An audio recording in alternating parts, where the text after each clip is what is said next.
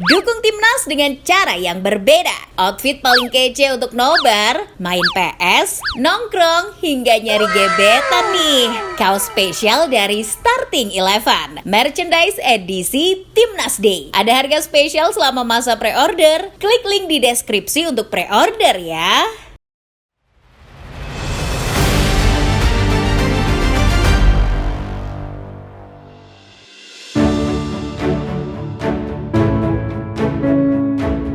Timnas Indonesia akan menghadapi Australia di GBK pada laga kedua kualifikasi Piala Dunia Zona Asia putaran ketiga Grup C. Australia tentunya bukan lawan yang mudah buat pasukan Garuda. Namun perubahan signifikan pada tubuh skuad asuhan Sintayong agaknya telah membuat pasukan Socceroos gentar.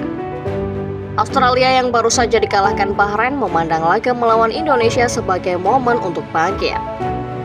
Namun dengan kekuatan calon lawannya yang kini sudah jauh berbeda, Australia justru ciut sendiri jelang lawatan ke GBK. Apa yang membuat salah satu kekuatan tradisional ini tiba-tiba ketar-ketir melihat skuad Indonesia? Sebelum menyaksikan ulasan lengkapnya, silahkan subscribe dulu channel Starting Eleven Moment dan jangan lupa nyalakan notifikasinya supaya tidak ketinggalan info-info menarik dan terupdate seputar dunia sepak bola dari channel ini.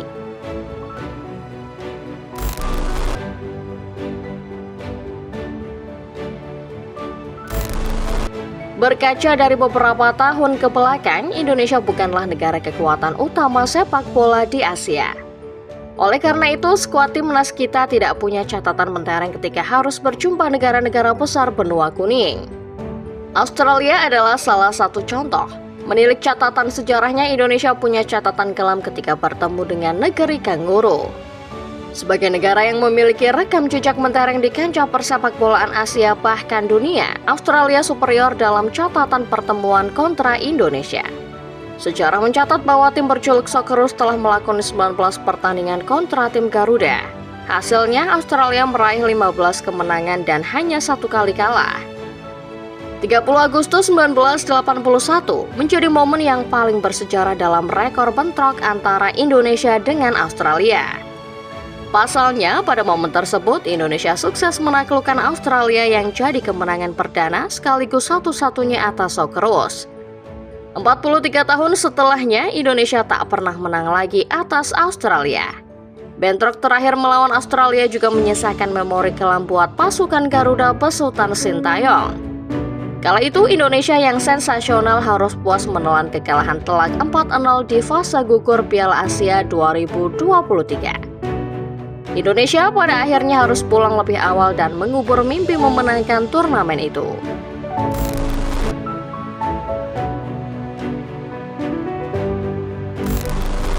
Sejarah memang tak bisa bohong. Kalau berkaca dari hasil yang didapat timnas Indonesia, Australia tampak seperti lawan yang tidak sebanding. Kekalahan 4 gol tanpa balas di pertemuan terakhir juga seakan membuktikan kalau Indonesia dan Australia adalah dua negara beda kelas. Namun setidaknya anggapan itu bisa diubah saat ini. Indonesia yang takluk 4-0 di Qatar dulu bukanlah Indonesia yang sekarang. Secara komposisi pemain saja sudah banyak perubahan dalam tubuh tim Garuda. Skuad yang dulu berisikan nama-nama seperti Hernando Ari, Witan Sulaiman, dan Rizky Ridho kini sudah di-upgrade. Hadirnya nama-nama seperti Tom Hai, Nathan Choaon, Ragnar Oratmangun, dan Martin Paes membuat timnas kini semakin terdongkrak. Kualitas skuad Indonesia yang sudah jauh berbeda tentu bukan sekadar omong kosong belaka. Laga pembuka grup C kontra Arab Saudi bisa jadi tolak ukur bagaimana permainan pasukan Garuda sudah banyak berubah. Walau gagal meraih poin penuh, paling tidak permainan Indonesia bisa merepotkan Arab Saudi yang terkenal langganan putaran final Piala Dunia. Laga melawan Arab Saudi bahkan menyita perhatian media di berbagai penjuru dunia. Media-media tersebut menyoroti bagaimana pesatnya perkembangan timnas Indonesia dalam beberapa tahun kebelakang. Ada beberapa media yang bahkan menyebut bahwa permainan Indonesia sudah seperti klub-klub elit Eropa. Roberto Mancini, pelatih Arab Saudi yang kebetulan juga pernah memenangkan Piala Eropa, juga mengaku dibuat kewalahan meladeni strategi Sintayong. Sebelum laga, Mancini sudah mewaspadai Indonesia dengan mengatakan bahwa Indonesia adalah tim yang sulit ditaklukkan.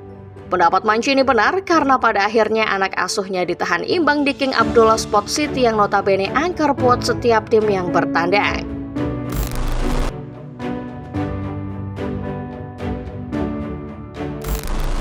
Di laga melawan Arab Saudi saja, Indonesia tampil begitu ganas walau berstatus sebagai tim tamu. Apalagi kalau pasukan Garuda bermain di hadapan pendukung sendiri yang memadati Stadion Utama Gelora Bung Karno. Indonesia bisa saja makin ganas. Setidaknya itulah yang ada di benak Australia jelang laga kedua nanti. Kekalahan melawan Bahrain di laga pembuka jelas menjadi sesuatu yang tidak diharapkan anak asuh Graham Arnold. Di satu sisi, Australia menilai laga Indonesia adalah momentum yang tepat untuk bangkit kembali. Namun di sisi lain, mentalitas armada Graham Arnold disebut tengah menurun pasca kekalahan pertama. Kiper timnas Australia Matt Ryan juga mengakui kalau timnas Indonesia adalah skuad yang menakutkan. Aroma Belanda yang kental dalam skuad full naturalisasi Indonesia menjadi sesuatu yang menarik perhatian Ryan.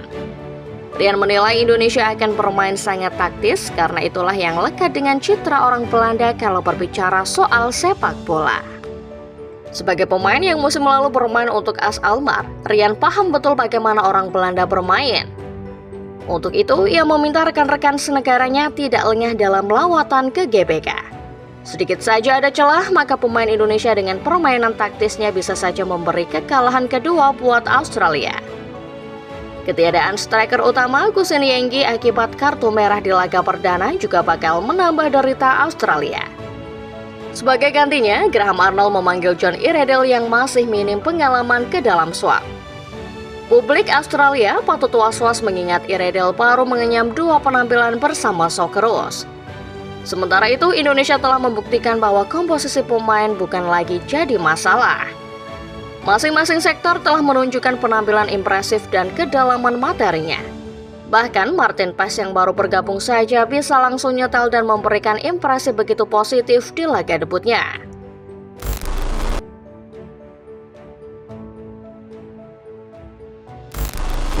Dari beberapa faktor yang telah disebutkan, tentu saja kemenangan melawan Australia bukan sesuatu yang mustahil untuk diraih.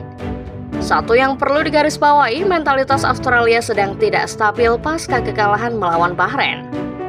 Belum lagi absennya striker andalan plus atmosfer GBK yang intens bisa saja memberi tekanan lebih banyak pada Socceroos. Situasi ini tentu bisa dimanfaatkan Indonesia untuk mencuri poin penuh melawan negara peringkat 25 FIFA itu. Setahun yang lalu, Indonesia kalah telak melawan Australia di Piala Asia. Namun dengan skuad yang materinya jauh berbeda, serta dengan status sebagai tuan rumah, Indonesia siap kejutkan skuad Graham Arnold. Nama besar, peringkat FIFA yang tinggi, serta status langganan Piala Dunia tidak akan menyurutkan semangat juang armada Sintayong.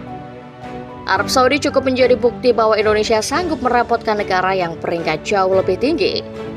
Berkaca dari hal tersebut, menang atas Australia bukanlah sesuatu yang mustahil.